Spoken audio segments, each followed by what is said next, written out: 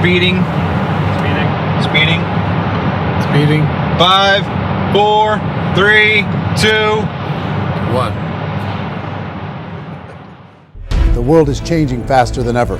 What used to take decades is now taking years or even months. What you see right now is the illusion that people have had for many decades about the workplace being this secure place to work the rest of your life. For the first time in the history of our nation, our children will not do as well as us. We've seen our friends get laid off. We've been laid off. We've had our pay cut. People are overworked and underpaid. They seem to have less time and less freedom.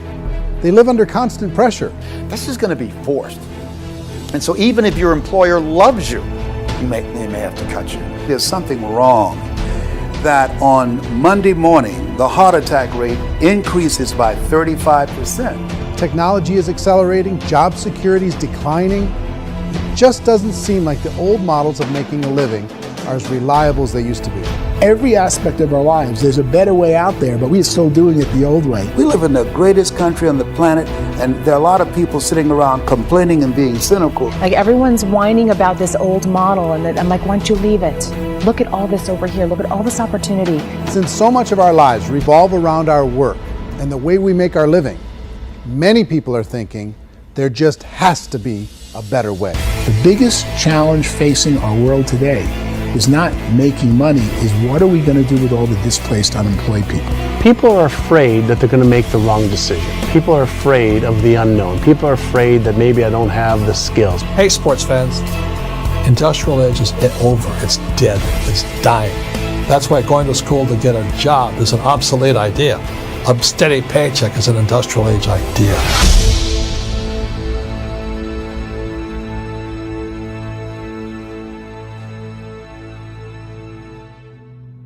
It's the search for answers that has brought us here together today. My name is Eric Worre, and for almost 30 years I've been an entrepreneur, struggling at times, but ultimately succeeding. As a best-selling author, speaker, and business owner, I've spent my entire career helping millions of people around the world to become entrepreneurs. And I believe strongly that there is, in fact, a better way when it comes to how we make a living. The career landscape has changed dramatically, and many are still working in a model that is completely out of date. What worked for previous generations isn't working as well for people today. In this film, we're going to explore 3 important questions. First, what's really going on in our working world today? Second, in this new economy, is it better to become an entrepreneur, or is it safer to work for someone else? And third, if a person decides to become an entrepreneur and start their own business, how can they do it without taking on massive risk? To help in this journey, I've brought together some of the greatest experts and thought leaders in the field of entrepreneurship to share the real facts with you. My intention is to give you new information that will allow you to make choices that are not limited by an old, outdated model. Let's start by understanding what's going on in our working world today.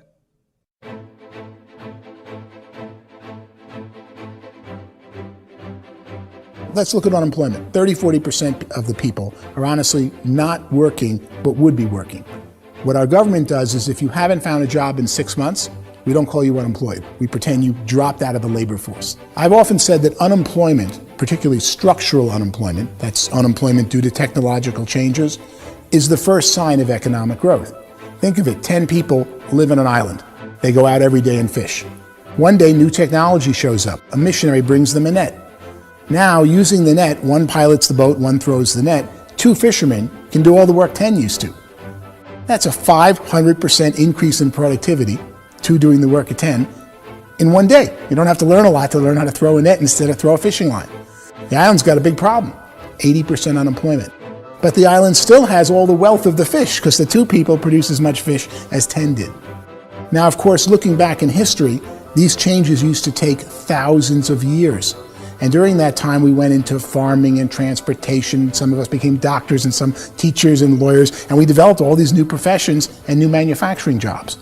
Today, these changes are occurring literally in one day when a new technological advance occurs, and we don't have the social structures to deal with it or to retrain the unemployed people.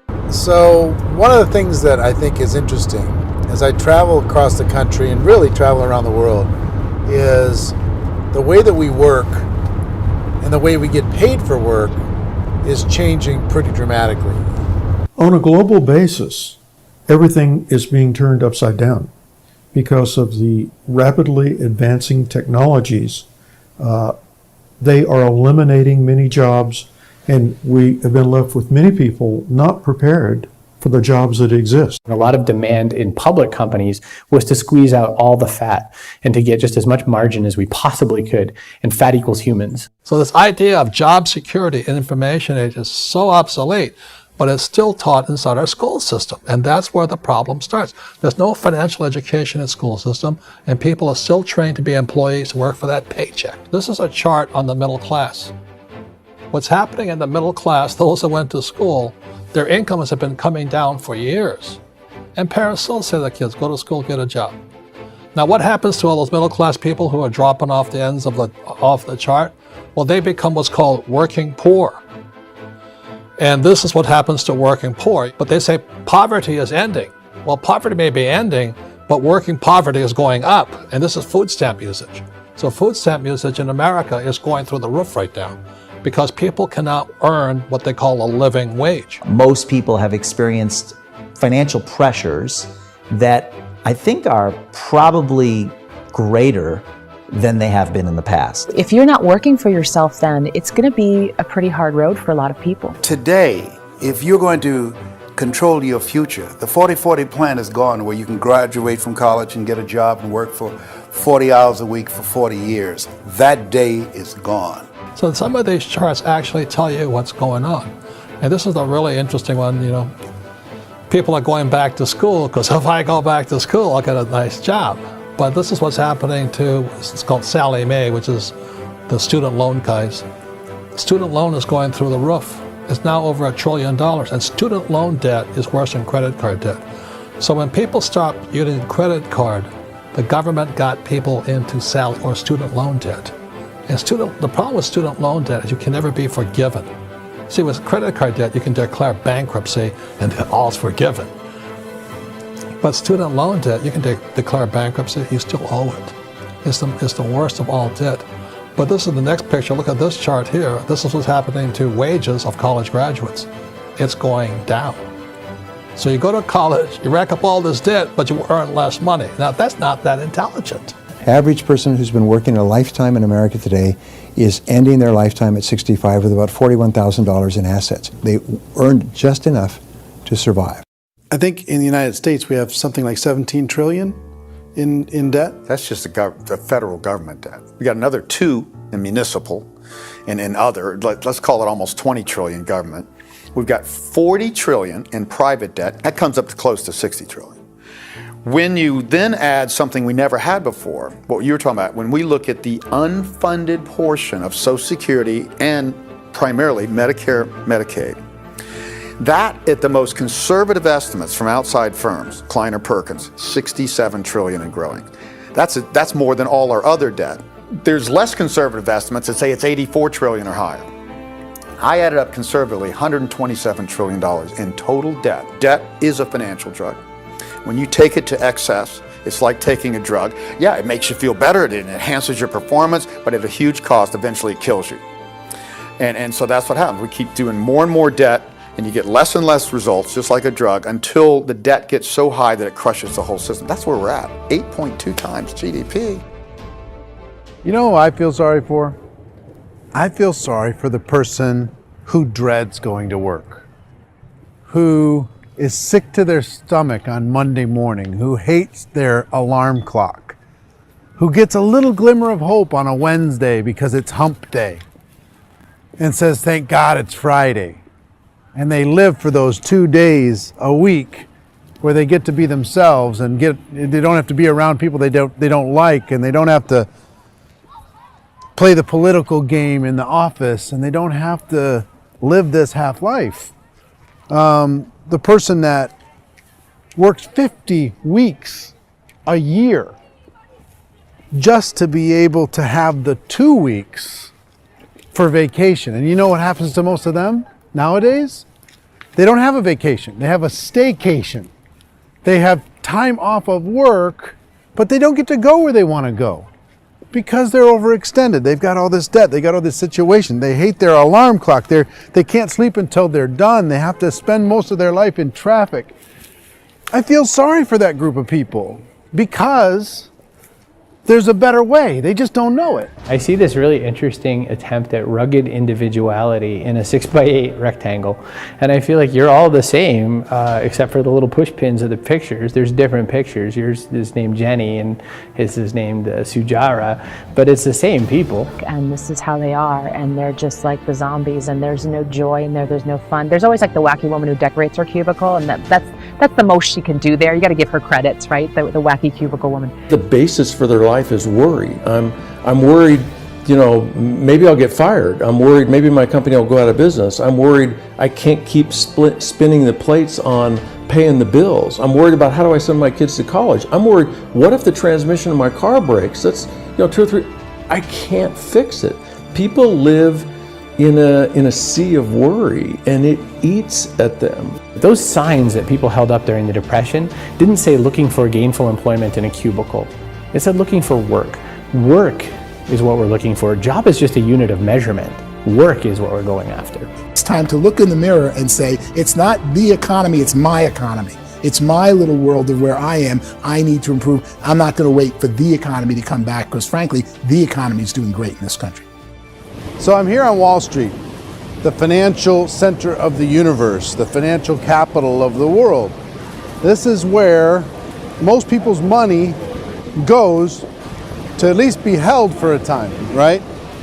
With interest rates in banks being effectively zero, and many experts are predicting it's going to stay at zero for the next 10, 20, even 30 years, people feel like they don't have any choice but to put their future into equities, to put their future into the hands of other people on this stock market, and hope that the stock market goes up, hope that the stocks that their advisors pick or that they pick goes up.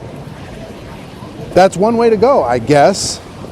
It's my personal belief that if you put your future into the hands of yourself, in other words, you have earning power by yourself, I think you're a better investment than these guys. I think you controlling your future is a better option than handing over your retirement to these guys. The average household income in the United States is approximately $50,000 a year, what they call the middle class. To reach the top 25% of income earners, you'd need to earn at least $90,000 a year. To reach the top 10% would be a household income of $140,000, the top 5%, $190,000, and to be in the top 1%, you'd need a combined household income of at least $380,000 a year. So here's the question. What do you think would give you the best chance to move up and get to the top 10%, the top 5%, the top 1% or beyond? In my opinion, and in the opinion of many, many experts, the answer is to become an entrepreneur, to become your own boss. I think you have to be a business owner. I can't, the only time I ever say to someone it'd be great to be an employee is when they've already told me they've surrendered. I only tell people who are wounded spiritually that they should be an employee. And it's that feeling that you get when you pick up the backpack off the little Cub Scout and say, "Don't worry, little guy, we'll get you back to the camp." You know, it is in no way a kindness when I tell someone they'd be a great employee. The other status symbol really increasingly is lifestyle. I mean, people can own their own business, maybe even work out of their house. That, I tell you, people admire that. Like, gosh, I wish I could do that. The spirit of the entrepreneur is to be a risk taker and to be resourceful and unstoppable and to have a vision of yourself beyond where you are and not willing to settle for life as it is. Think about the great entrepreneurs. They're visionary. They have heart. They're willing to do today what others won't so they can do tomorrow what others can't. Personally, I don't think of the new economy, the old economy. I create my own economy. The entrepreneur's in control. I decide what the economy is going to be like. In the world of entrepreneurship, there are no limits. You can make as much as you want. depending on how much you want to work and how smart you are and how great a team you put together. There's no more lifetime rewarding business than being an entrepreneur. Why in America, where anyone could be anything, would people want to give up their freedom and become effectively a modern-day slave, told shut up and be here every morning at 7:30, leave at 5:30, and do what I tell you? If people decide to become an entrepreneur and work for themselves, they have some traditional options, but they're riskier than you might think. Any kind of a retail business, retail build-outs, is extremely expensive. Even just these small little yogurt stores where they're putting little yogurt machines and you get all the different flavors, you're spending $200,000, $300,000, $400,000 to open a yogurt shop. I would love to buy a Dunkin' Donuts, but it's $500,000 or so to start. I don't quite have that just in case money. Risk you can lose it all, and most guys do 2 or 3 times, and even big guys like Branson, because I'm such a fan of his, half his companies don't work. If you make $1 million, your problems are going to go. If you make $1 billion, your problems are really going to go.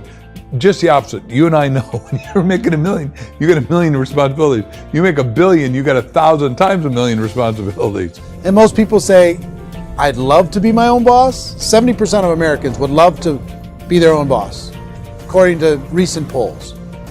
But they don't know how to get there. Because what are you going to do? One, you could buy an existing business. If somebody's selling an existing business, you have to ask why. Usually because it's probably hard. It's probably not making as much money as they hope. 2, they could buy a franchise. A little less risk, proven system, but it's expensive to be able to do that. 3, they could start something from scratch. And that's where a lot of people feel like, I don't have the chops to do it. I don't have the money. I don't have the product idea. I don't have the expertise. I don't have whatever it's going to take to be able to get there, and I can't risk my family to do it. So 4th, they could become an investor. A lot of people in this town invest to try and figure out a way, but you got to be pretty smart with that game too, right? Venture capitalists, who are the very best and most sophisticated in investing in new breakthrough businesses, make it on 1 out of 11. That means 10 out of 11 are mediocre or fail. Most of them fail. That's the risk there. An angel investor is lucky to get 1 out of 15 or 20. A business is a team sport. Like, I have to have accountants, I have to have engineers, I have to have system designers, I have to have sales, marketing, I have to have accounting, I have to have mission statements, I have to have legal and all that. The average Joe Schmo, even me, I go out there, I don't have the skills to put a business together. I think the bottom line for the 4 traditional options is they take money, sometimes a lot of it. They take expertise, and they take time. All of that adds up to just too much risk for most people. I bought a business from somebody else and it was a lot of work, and you start wondering, what did I just buy? Because I guess ultimately I own your email list and I just overpaid for it. People that start their own business, they spend a lot of money, they spend a lot of time, a lot of effort to get things started. And the more you invest on the upfront, the harder you typically work at it. I can tell you what the success rate is of a restaurant. What is it? They're crazy enough. About 90% of them fail. About 90%, in how quickly? Year less. Wow. And if we're talking non-franchise, we're talking franchise, Sure. That's totally different. Yeah. But our students aren't getting franchise restaurants. You got to invest big money. Exactly. And with someone like McDonald's, you've had to work with the company for a long period of time, really know the Even have a chance at investing $1 million. have a chance, and it's a slim chance. What if there was a way that you had all the proven aspects, the comfort aspects, and you could still control your own life? What if there was both? In other words, you didn't have to create everything from scratch. You didn't have to be a super leader. All you had to do, what if there was a proven product already? You didn't have to create the product. And there's a proven system already, proven training already. Everything except an employer. That was the only thing that you didn't have. Do you think more people would be open to working for themselves in that environment?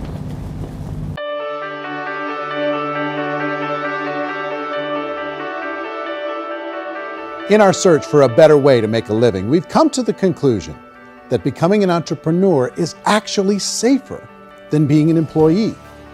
And through our look at the entrepreneurial options, one particular path kept coming up from expert after expert. And I think most people will find it surprising because it's certainly a non-traditional business model. That model is for people to start their own business and become an entrepreneur through the creation of a network marketing business. Some people call it direct selling because the product is being sold directly from the manufacturer to the end consumer, cutting out the middlemen. Other people call it multi-level marketing, or MLM, because there are multiple levels of commissions paid. The most common term today is network marketing, because network marketing best describes using a large group of independent distributors, independent entrepreneurs, to move a product or service more efficiently. So my friend here, Donald Trump, and I, we always write about the network marketing industry. And the reason we support the network marketing industry is because it really is a business school for entrepreneurs. Because most people come out of school looking for a paycheck. Oh, that's terrible. I went to network marketing like that.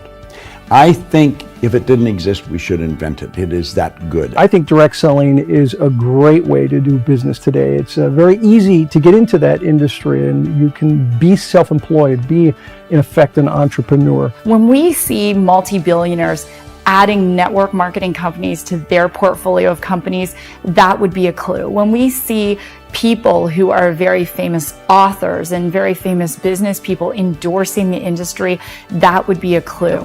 These network marketing companies aren't $50 million companies, they're billions and billions of dollars. They lead the stock market, they're major companies. When we're going to get it? You know, and you're going to school to work for a paycheck, but if you want to be rich, be an entrepreneur, and network marketing gives you the spirit to be an entrepreneur. A traditional company will spend up to 50% of their total revenue on marketing. Network marketing companies use a different approach. Instead of having all that extensive marketing expense, they utilize a network of independent distributors to do the marketing for them. Now, why do they do this? First, because word-of-mouth advertising is so much more effective today than traditional media advertising. Second, some products need to be explained or demonstrated, and an independent salesperson can do that more effectively than an ad campaign. Third, it's completely efficient. The company only pays for the marketing of their product if a sale happens and not before. Imagine if Amazon allowed you to become an independent distributor and paid out 40% of its revenue to that distributor group. All you had to do as a distributor was recommend a product, and if a person bought it on Amazon, Amazon would take care of all the logistics, and you'd get paid for bringing the customer.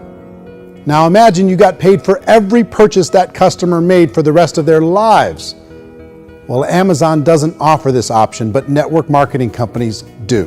85% of all buying decisions in our society are made as a result of word of mouth or reputation. We're recommending things to each other all the time. You know, who's your dentist? Who's your doctor? Who's your lawyer? What detergent, are you using? What legal system are you using? What product are you using? We're talking to each other about the things that we love anyway. When you go into a big box retailer, you're lucky if the clerk looks you in the eye, much less gives you any detailed or accurate information about what you're purchasing. So of course, this personal information, this education coming from a friend, a neighbor, a relative, or even a stranger, but one who has experience with the product is extraordinarily valuable. As a matter of fact, network marketing can educate consumers probably better than any other form of marketing. It certainly can do better than advertising because advertising usually has a certain hype to it and you can only get limited information. So, network marketing trumps advertising. If you were a typical sales company and you wanted to sell $1 million a month worth of product, you might go find 100 superstar salespeople. The quota would be $10,000 a month. So network marketing as a distribution system just flips the numbers.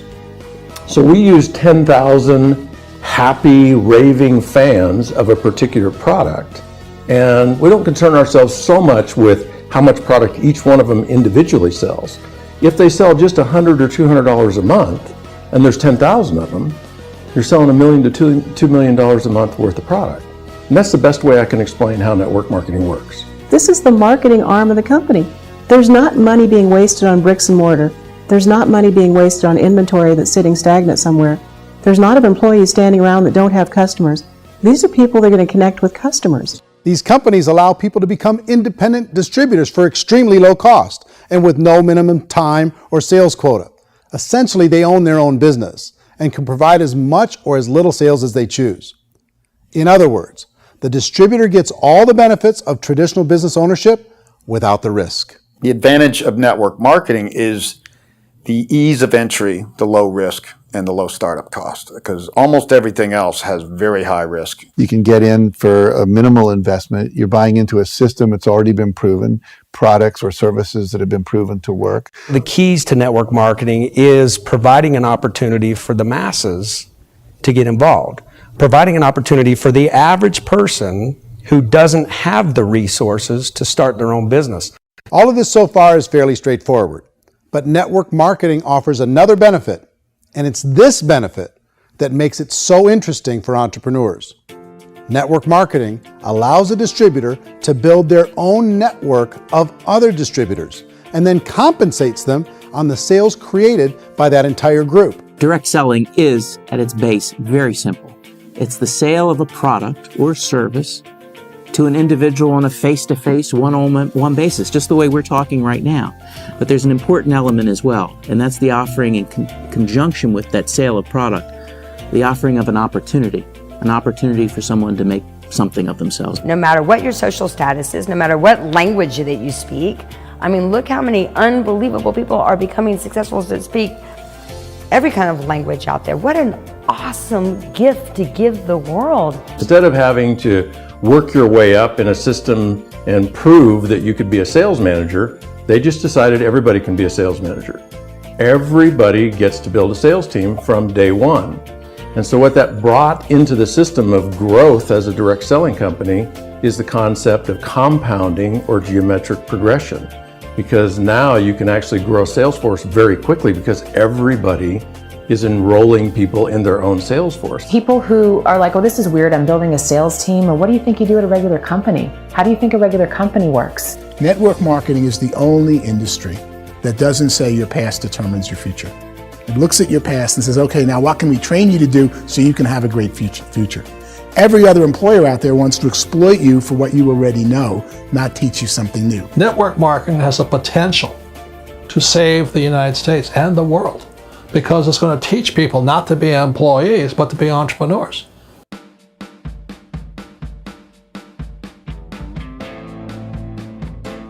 According to the Direct Selling Association, if you add up all the network marketing companies around the world, they combine to do over $178 billion a year in retail sales. To give you an idea of how big that really is, the NFL, the National Football League, does approximately $9 billion a year. The music industry does a little more than $16 billion a year, and the movie industry does about $80 billion a year. Using a conservative average, network marketing companies pay their distributors about 40% of that $178 billion in the form of commissions, which adds up to more than $71 billion a year. That's almost $6 billion a month. It's almost $200 million in commissions every single day. So it's certainly working, and people are making serious money in network marketing. With the growth of the direct selling industry over the last 10, 15, 20 years, we've seen a broader understanding of the channel.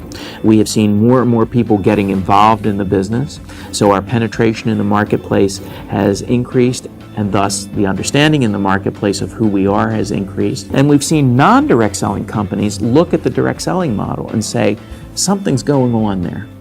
People are making money, companies are being profitable, individuals are being motivated, product is being delivered to market. Maybe we should explore this. Some people think only the people at the top make money. Well, let's take a look at that as well. In the network marketing profession, there are roughly 500 people in the world who earn over $1 million a year. If you round that number up to $2 million a year, that adds up to about $1 billion a year. That takes the $71 billion paid out each year down to $70 billion. So where does the rest of the money go? The vast majority goes to part-time people making anywhere from a few $100s a month to many thousands of dollars a month. It goes to people who choose to make it a full-time career move and earning even more than that. Every day, people are using the money they earn through network marketing to pay off debt, have more fun, and improve the quality of their lives. Everyone I know in network marketing has been doing that since the 50s.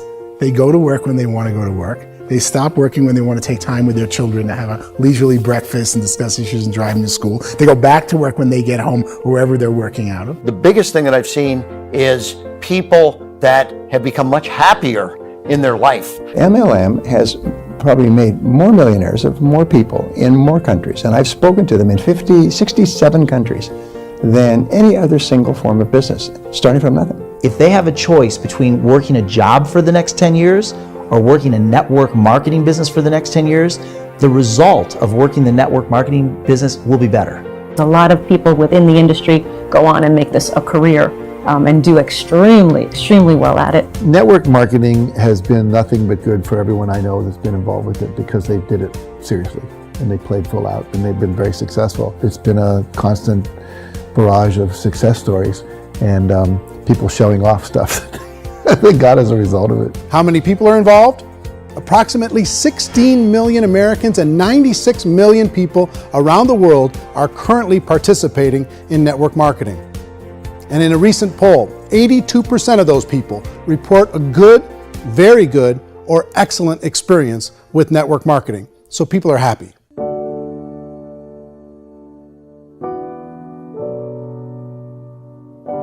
So I've taken a look at the network marketing profession and really tried to understand why so many people are confused as to the validity of this as a business. One is this pyramid shape. People get really messed up with this pyramid. Oh, it's one of those pyramid things. So I just think there are a lot of haters out there who really don't understand the industry and say, oh, it's a get-rich-quick scheme. It's a pyramid. Well, corporate America is a pyramid scheme. You know what I mean? It goes like this. You have thousands of MBAs, let's say working for Ford or General Motors or Coca-Cola. If all these MBAs are all trying to get to here, that's a pyramid. Only one guy's going to make it. Every 10 years, one's going to make it. Whereas you look at network marketing, it's like this. So you're here and your job is to develop other CEOs coming up behind you. So it's an inverse pyramid. In network marketing, it's a very simple concept. If you sell product, you get paid. It is paid based on production. There is no first mover's advantage.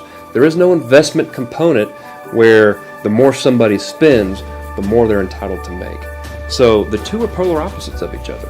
It doesn't matter what shape the company is or the compensation plan is shaped, whether it's a circle or a pyramid or a triangle or a trapezoid, it doesn't matter. If compensation is coming primarily from recruitment, then you've got a problem. On the other hand, if an operation is basing their compensation to participants on the basis of sales, even when those sales are generated by people you've recruited, well, then you're a perfectly legitimate enterprise. That's the legal test, it's the practical test. Another issue that's been true in the past that is no longer true now is people used to be in network marketing loaded up with products that they couldn't sell and they ended up a loser. They ended up with a bunch of product in their garage, they ended up with a bunch of products sitting in their kitchen shelves or whatever, and they thought they could sell it and then they weren't willing to or able to sell it and they ended up with a bunch of stuff and they were bitter about it. There was this thing called front loading where you had to buy if you bought $25,000 worth of product, you got better commissions and all this. Today, it's almost all done by computer. It's direct mail, comes from a warehouse somewhere else. You don't have to have all this inventory. You don't have to stock up. It's a paperless world now. Most of it's done online. You have a back office. It really works. And the technology has changed everything. Third issue is people start talking about 99% of people in network marketing don't make any money. Well, we've talked about that over the course of this journey together. Almost $200 million a day is being paid out to network marketing distributors around the world. The naysayers, the people who say that it doesn't work, are usually the ones who just don't know how to make it work for themselves. And so they're giving you an opinion, and I tell people, don't confuse people's opinions with expertise, because opinions are free. And don't confuse sincerity with the truth, because people could be sincerely wrong. But here's the reality inside of network marketing. The vast majority of people that get involved in network marketing just become customers and they get involved to be able to purchase product at a lower price. If you take Costco as an example, if a person goes into Costco and gets a membership to Costco so they can get a lower price on the product, we don't call that person a loser because they have a bunch of product that they walked out with with a smile on their face. Yet when some people want to take a look at network marketing, they say, well, those people, they're just using the product and they aren't earning an income, so they must be a loser. They're not a loser, they're a happy customer. That's the vast majority of people that are involved in network marketing. Now, a smaller percentage of those people decide to go build a business. They earn $300 a month, $500 a month, $1,000, $2,000. That's the bulk of earnings in network marketing. And then there's the few that really decide to take it serious, really decide to build a large network, really work to make that network very, very productive. And those people make huge amounts of money and there's no cap. What I do as an outside economist, just somebody looking at this industry like any other industry I speak and say, look, what's the realities of this? 1% do incredibly well. 10% generate some additional income at pretty low risk and effort. That's not, and 90% of people roughly end up customers. One thing that I think is real when it comes to people's perceptions about network marketing is people put this, and distributors, I think, involved in network marketing have some responsibility for this. They have sometimes unrealistic claims about the product or about the income. Most people who become distributors, they want the money, they want to be successful, but they don't have the skills. They don't know what to do. And when people don't know what to do and they're in a new business, they're scared. And when they're scared, they panic and desperation kind of sets in. So they think everyone they talk to has to get in. So if I talk to you and you say, well, no, I don't have time to do that, they're like, no, I need you. You have to do this or I won't be successful. So I start clawing on you. I start that desperation. So then I start making claims about the product, which are not appropriate, probably not even true. Or I start saying, oh, let me show you how you can make all this money and you don't have to do anything, Eric. And so you just totally misrepresent the opportunity, and you're clingy with people because you think you need everybody to be successful, and you don't. You know, one of the messages that I try to deliver most forcefully to companies as well as salespeople in direct selling is that you don't have to overpromise. The reality is in network marketing, there's a lot of hard work involved. There's a lot of effort. You're going to have to develop yourself. It's a business like anything else. It's going to take some time, but in my opinion, it's better.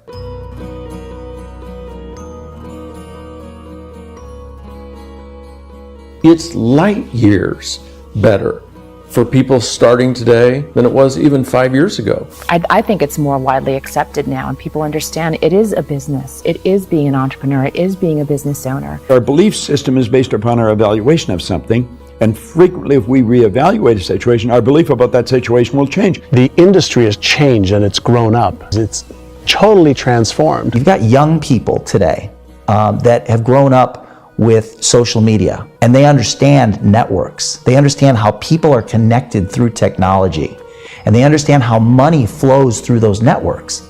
So when they see network marketing, they don't see it the way their parents saw it. And we've all learned, the larger industry that you represent, has all learned from those mistakes and flaws and errors that have happened early on. Early algorithms didn't work the right way. That's all fixed. It's like when they design a computer program, they design the program, then they run it, and then they go back through and they debug it. The MLM industry has been debugged. This is the day of being virtual, being able to run a business from your mobile phone. I mean, it's incredible. Companies are getting smarter. They're implementing more consumer protections. They're implementing more compliance training. They're doing more with respect to product research. If you do get involved and you make purchases of inventory, even on a voluntary basis, if you decide that this business is not for you, you can leave and have that inventory repurchased by the company. There's no other business that offers that kind of protection on a voluntary, self-regulatory basis.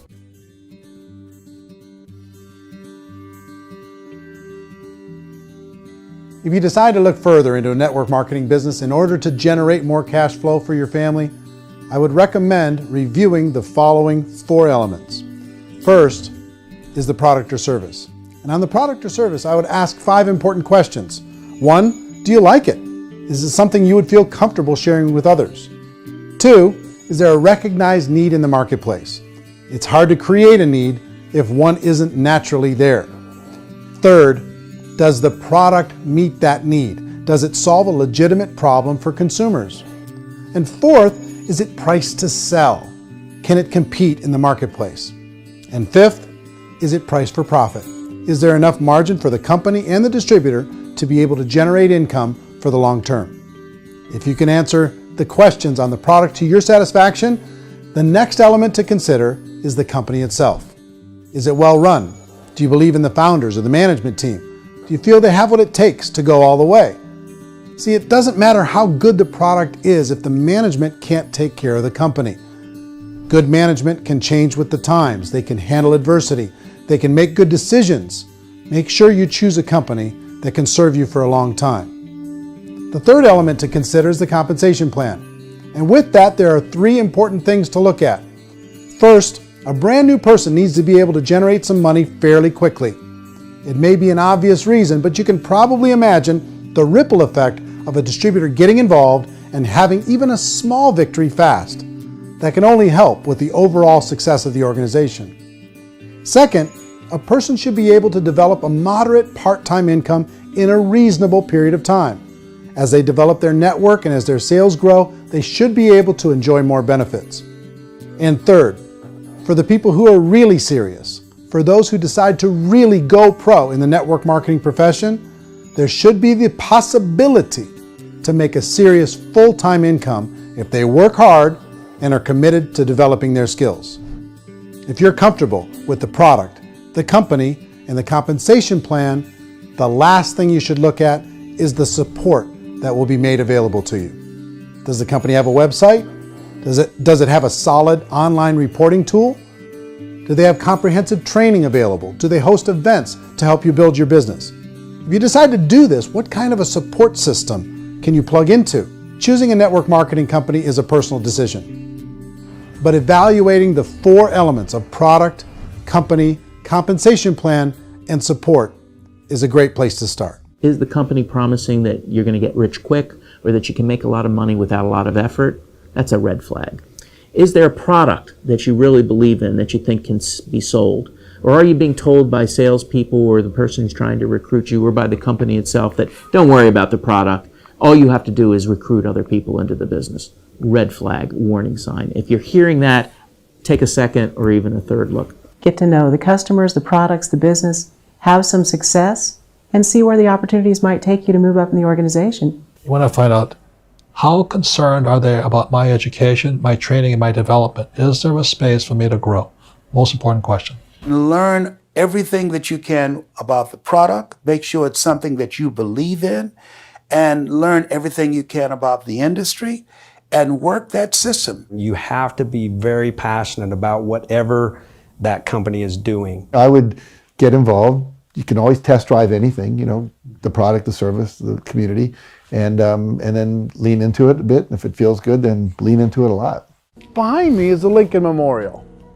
And this is a place where Martin Luther King Jr. had his famous "I Have a Dream" speech. And at that speech, he talked about his dream for equality for everyone around the world, and that's a noble dream. But I think more people need to remember what it was like when they were kids and the dream was still alive in them. Before it got beaten out of them by reality, by this paycheck, by these responsibilities, and by having to live for this job to pay the bills. I think people need to remember that, go back to that. Once they know that there's a better way, I think their future is going to be much brighter. They can live a better life.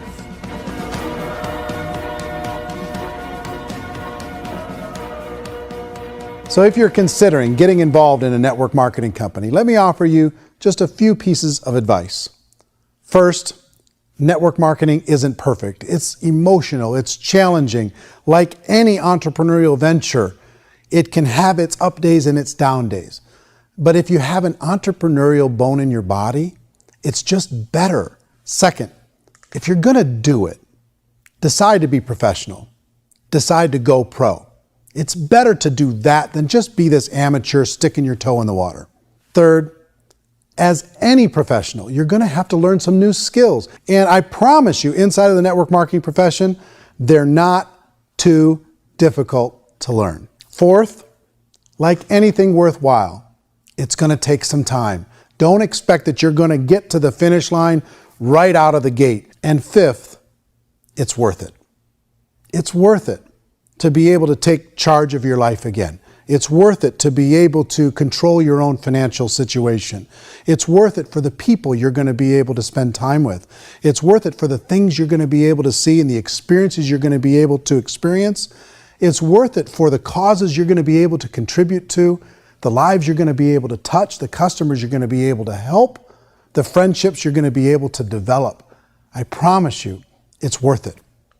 Remember, most people are searching for answers just like you are. But I do have to tell you the catch to network marketing.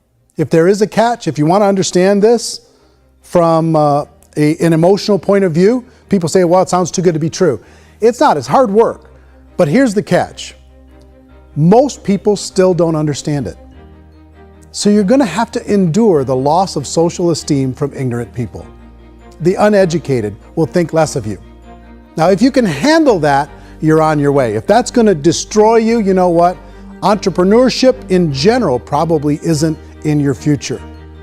If you can face that catch, you can become unstoppable. I want everyone to really contemplate this if they're not in network marketing. You're in a job, you probably have a mortgage, you have rent, you have debt, whatever's going on. You're in a prison. You work just hard enough to keep them from firing you, and they pay you just enough to keep you from quitting. Come on! I've been there, done that, and bought that t-shirt. In network marketing, if you run into failure, it's really just a homework lesson for yourself. There's no one to blame. You really have no excuse not to be successful. You just don't. People don't want to hear that, but there's so much available to you. If you want to be a good network marketer, be a student to the people above you, be a fellow traveler to the people on the same level, and be a teacher to those below, and know when it's appropriate to do which. People who are not afraid of asking people to buy things, or not afraid of persuading people with a chance they may say no, these people own the future. Nothing happens until something moves. So you got to go move, you got to go do something, or nothing's going to change in your life. In the beginning, you're going to do a lot of things that you don't get paid for. But as you go down the road, you get paid for a lot of things that you don't do. And your job is rehabilitate the spirit, the entrepreneur spirit in all of us. You get it back. Either give it a strong yes or a strong no, but no wishy-washy, dilly-dally stuff in the middle. There's dreams and there are nightmares, but I believe that the biggest nightmare of all is when you don't pursue your dream. You're going to see some monumental growth in this profession. It's an exciting, exciting time to be involved with the network marketing profession. The next 10 years, I see just exponential growth. When that tipping point comes, it's not a matter of asking somebody, have you ever heard about network marketing? You're really asking them, which company are you building your wealth in? We are here to fix the world, to improve relationships with other people, to improve other lives. And the real reward comes as an entrepreneur in any level from teaching somebody something and watching them soar. There is no greater reward.